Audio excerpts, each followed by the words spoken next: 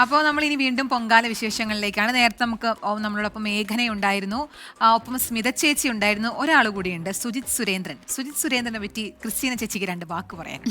അപ്പോൾ ബഹുമാന്യരായ പ്രേക്ഷകരെ, സഹൃദയരായ കലാസ്നേഹികളെ, സുജിത് സുരേന്ദ്രൻ 11 വർഷങ്ങൾക്ക് മുമ്പ് ഞാൻ ആദ്യമായി മാധ്യമപ്രവർത്തനത്തിലേക്ക്, ടീച്ചിങ്ങിൽ നിന്ന് മാധ്യമപ്രവർത്തനത്തിലേക്ക് വരുമ്പോൾ ഞാനും സുജിത്തും ഒന്നിച്ചായിരുന്നു ജോലി തരുന്നത്. വളരെ ശാന്തനും സൗമ്യനും ഒക്കെ ആയ ഒരു റിപ്പോർട്ടറാണ്. മികച്ച രീതിയിൽ കാര്യങ്ങളൊക്കെ പ്രേക്ഷകരിലേക്ക് എത്തിക്കുന്ന ആളാണ്. അപ്പോൾ വീണ്ടും 24-ൽ സുജിത്തിനൊപ്പം ജോലി ചെയ്യാൻ സാധിച്ചു എന്നത് വളരെ സന്തോഷമാണ്. സുജിത്തെ, അപ്പോൾ സ്വാഗതം 24-ലേക്ക്. നല്ല കരുത്തോടുകൂടെ, വർദ്ധിത വീര്യത്തോടുകൂടെ നമുക്ക് അങ്ങ് പോവാം. അപ്പോൾ സ്വാഗതം. നമ്മുടെ പ്രേക്ഷകർക്കൊന്ന് പരിചയപ്പെടുത്തിയതാണ് സുജിത് സുരേന്ദ്രനെ.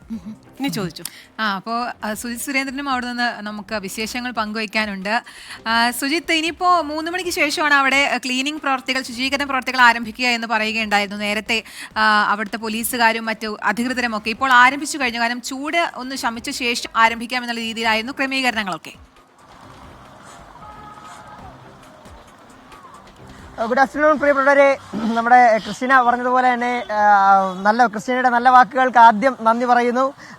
ഇപ്പോൾ ഈ ഒരു ദിവസം തന്നെ ഒരുമിച്ച് ഒരേപോലെ ഇപ്പോൾ ഇന്ന് നമുക്ക് കണ്ടുമുട്ടാൻ, ഇങ്ങനെ ഫ്രെയിമിലൂടെ കണ്ടുമുട്ടാൻ, 24-ന്റെ പ്ലാറ്റ്ഫോമിലൂടെ കണ്ടുമുട്ടാൻ പറ്റിയതിൽ വളരെ സന്തോഷമുണ്ട്. അത് ഒരു വിധി എന്നൊക്കെ കരുതുകയാണ്.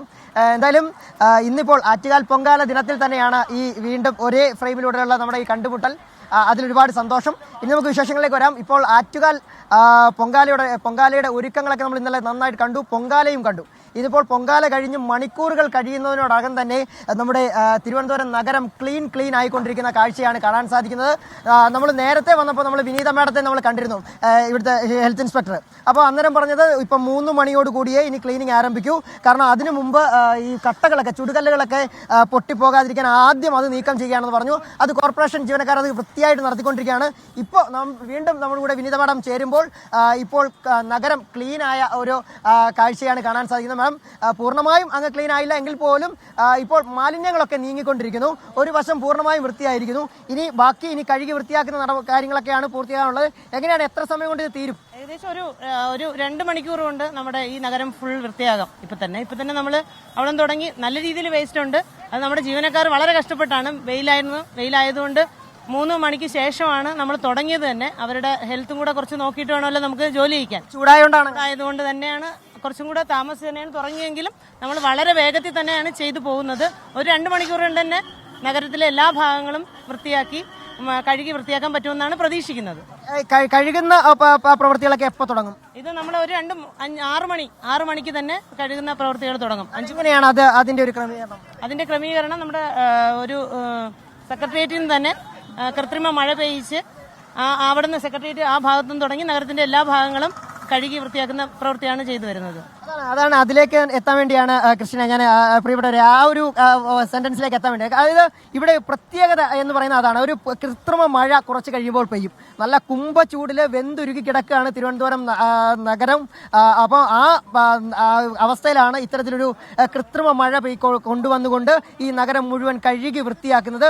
ഒരു പൊടി പോലുമില്ലാതെ, അഴുക്ക് പോലുമില്ലാതെ ഈ നഗരം മുഴുവൻ വൃത്തിയാക്കും. ഇപ്പോൾ തന്നെ കോർപ്പറേഷൻ ജീവനക്കാരും അവരെ സഹായിക്കുന്നതിന് വേണ്ടി മറ്റ് ചില സംഘടനകളും ഒക്കെ ചേർന്നുകൊണ്ട് ഈ നഗരത്തിലെ പൊടിയും അഴുക്കും മാലിന്യങ്ങളും ഒക്കെ തന്നെ നീക്കം ചെയ്തിരിക്കുകയാണ്. ഇപ്പോൾ ഞാൻ നിൽക്കുന്നത് കിഴക്കേക്കോട്ട ഭാഗത്താണ്. കിഴക്കേക്കോട്ട പുത്തരിക്കണ്ടം മൈതാനത്തിനൊക്കെ അടുത്താണ്. ഇവിടെയൊക്കെ തന്നെ മാലിന്യങ്ങൾ ഒരു ഭാഗം പൂർണ്ണമായും മാലിന്യം മാറിക്കഴിഞ്ഞു. ചുടുകല്ലുകളൊക്കെ മാറ്റി ഈ നീക്കുന്ന മാലിന്യങ്ങളൊക്കെ തന്നെ ഏതാണ്ട് 400 ടൺ മാലിന്യം ഈ പൊങ്കാല കഴിയുമ്പോൾ തിരുവനന്തപുരം നഗരത്തിൽ ഉണ്ടാകുമെന്നാണ് കരുതുന്നത്. ആ മാലിന്യങ്ങൾ അത്രയും വിവിധ ഇടങ്ങളിലേക്ക്, അതായത് ചില വിവിധ സംസ്കരണ കേന്ദ്രങ്ങളിലേക്ക് എത്തിച്ചുകൊണ്ട് അതിനെ പ്രത്യേകം വേർതിരിച്ചാണ് ഈ മാലിന്യ സംസ്കരണ പ്രവർത്തനങ്ങൾ നടത്തുന്നത്. അതിനുശേഷം ഈ ചുടുകല്ലുകൾ, ഇവിടുന്ന് നീക്കം ചെയ്യുന്ന ചുടുകല്ലുകൾ ലൈഫ് പദ്ധതിയിൽ ഉൾപ്പെട്ടിട്ടുള്ള പാവപ്പെട്ട അതിദരിദ്രരായിട്ടുള്ള ആളുകളുടെ ഭവന നിർമ്മാണങ്ങൾക്കും മറ്റുമായി നൽകും. അതുകൊണ്ട് തന്നെ ഈ കട്ടകളൊക്കെ തന്നെ ഒരെണ്ണം പോലും പൊട്ടി നാശമാകാതിരിക്കുന്നതിന് വേണ്ടിയുള്ള കൃത്യമായ രീതിയിലാണ് മാറ്റുന്നത്. എന്തായാലും വളരെ വേഗത്തിലാണ് ഈ നടപടികളൊക്കെ തന്നെ പുരോഗമിക്കുന്നത്. എന്തായാലും ഒരു 2-3 മണിക്കൂറുകൾ കൂടി കഴിയുമ്പോൾ തിരുവനന്തപുരം നഗരം ഇങ്ങനെ ഒരു പൊങ്കാല കഴിഞ്ഞതിന്റെ ഒരു ലക്ഷണം പോലും ഇല്ലാത്ത രീതിയിലേക്ക് മുഴുവൻ ക്ലീൻ ചെയ്യും. മറ്റൊന്ന് പലയിടങ്ങളിലായി സ്ഥാപിച്ചിട്ടുള്ള ഫ്ലെക്സ് ബോർഡുകളും മറ്റുമാണ്. ഇതൊക്കെ തന്നെ ഉടൻ തന്നെ നീക്കം ചെയ്യണം, കൃത്യമായി നീക്കം ചെയ്യണമെന്ന് കോർപ്പറേഷൻ അവരവർ വെച്ചിട്ടുള്ള ഇത്തരം ഫ്ലെക്സുകളൊക്കെ വെച്ചിട്ടുള്ള ആളുകൾക്ക് കൃത്യമായി അറിയിച്ചിട്ടുണ്ട്. നമുക്ക് ദൃശ്യങ്ങളിൽ കാണാം പലരും മടങ്ങുന്ന ഒരു കാഴ്ച. പൊങ്കാല എത്ര 2-3 ദിവസങ്ങൾക്ക് മുമ്പ് എത്തിയവരാണ്. അവർ വിവിധ ഇടങ്ങളിൽ ചെറിയ സാഹചര്യങ്ങൾ, വളരെ പരിമിതമായ സാഹചര്യങ്ങളോടൊക്കെ പൊരുത്തപ്പെട്ട് കഴിയുന്നു. അതിനുശേഷം കുഞ്ഞുങ്ങളൊക്കെ വാടിക്കഴിഞ്ഞിരിക്കുന്നു, ഉറങ്ങുകയാണ്.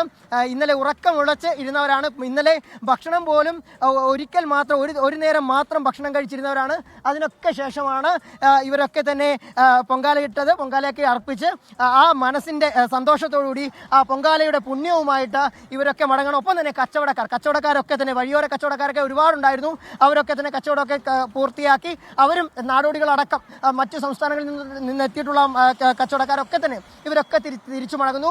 ഇവിടുത്തുള്ള കടകളൊക്കെ തന്നെ ഇന്നലെ രാത്രി ഉടനീളം തുറന്നിരിക്കുകയായിരുന്നു. ഇപ്പോൾ പൊങ്കാലയൊക്കെ കഴിഞ്ഞുകൂടി ആ കടകളൊക്കെ അടഞ്ഞു. വീണ്ടും തിരുവനന്തപുരം ആ പഴയ രീതിയിലേക്ക് പഴയപടിയായി മാറിക്കൊണ്ടിരിക്കുകയാണ്. ശരി, അപ്പോൾ വളരെ ആർജവത്തോടു കൂടെ വീണ്ടും സുജിത് സുരേന്ദ്രൻ നമ്മുടെ സ്ക്രീനിലേക്ക് വന്നിരിക്കുകയാണ്.